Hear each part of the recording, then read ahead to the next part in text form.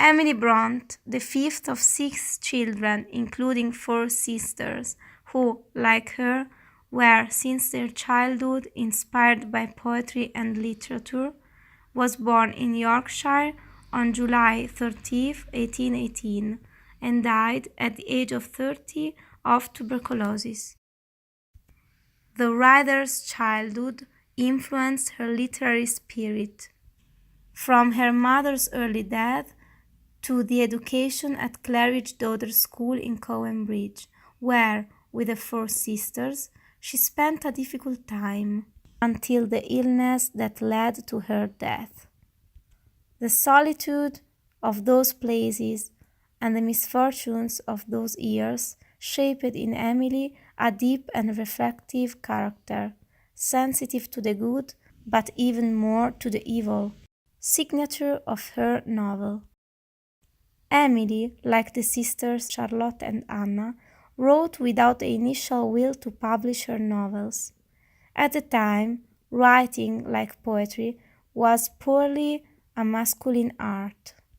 Thus, when Charlotte proposed the publication, Emily became convinced only after deciding that they would be given male pseudonyms from their initials, Alice and Currer Bell. In January 1847, the novels of Ellie and Currer, Wuthering and Jane Eyre, were published with great success, even in the criticism. The contents of the novel are particularly intricate.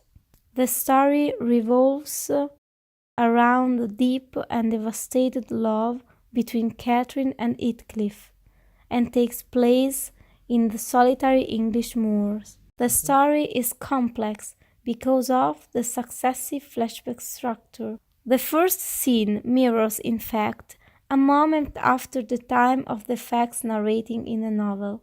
We are in 1801, 20 years after the death of our protagonist. Mr. Lockwood, guest at the Heathcliff's house due to a sudden snowstorm, asks to the housekeeper Nellie Dean information about the surly landlord. During the night, Lockwood is sure to have seen out to the window the ghost of a girl. Heathcliff, hearing the cries of woman, opens the window, convinced that the spectre is his beloved Catherine. Here, the first flashback in which the housekeeper tells Mr. Lockwood the whole story of the master. 20 years earlier, the old owner, father of Catherine and Hindley, had adopted little Heathcliff, who became Catherine's inseparable friend. Hindley, the brother, continued instead to mistreat Heathcliff. One afternoon, Catherine was bitten by a dog near the wealthy Linton's house. Because of this, she was hosted by them for the period of the long convalescence. Here Catherine fell in love with the son of the Lintons, Edgar, man to the antipodes with Heathcliff. The first a perfect gentleman, educated and behaved, the other violent and passionate. The protagonist confesses to Nellie that she still loves Heathcliff, but that she cannot marry him because of the difference in social class between the two.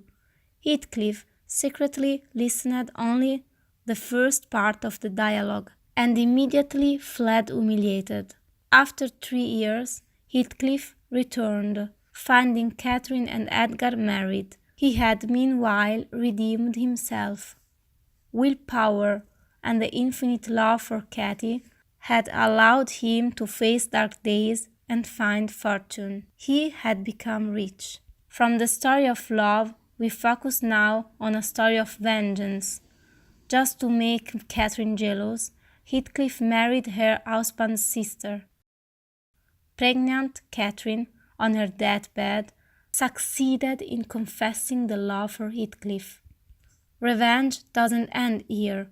Heathcliff grew his son without love, only to make him marry Catherine's daughter, and thus take revenge on what he could never have.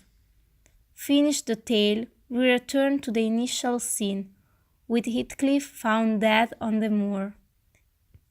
He, haunted by the memory of Katy, wandered for hours hoping to meet her spirits, and so he died frozen. According to popular rumors, the ghosts of Heathcliff and Catherine roamed together, free on the moor.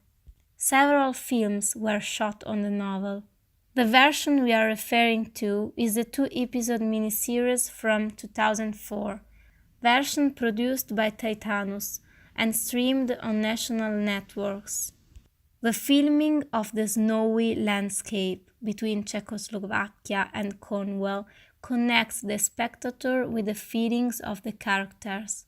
The protagonists convey perfectly the anguish of their traumatic love story. The viewer is, in my opinion, overwhelmed by the story. The version reflects quite the structure of the book, including the flashbacks. The film, however, does not mention the second part of the story of Heathcliff and Catherine's sons. Less faithful is also the description of the soul of the story.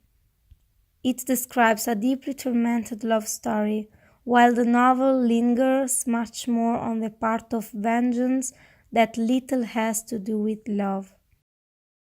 It also focuses on the sweet and childish aspect of the protagonist, without describing her capricious and fickle, as in the novel.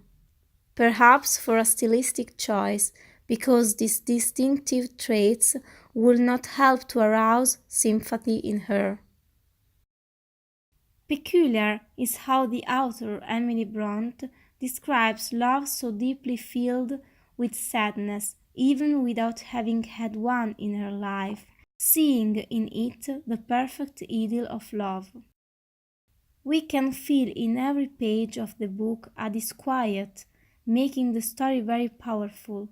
The moral is well hidden.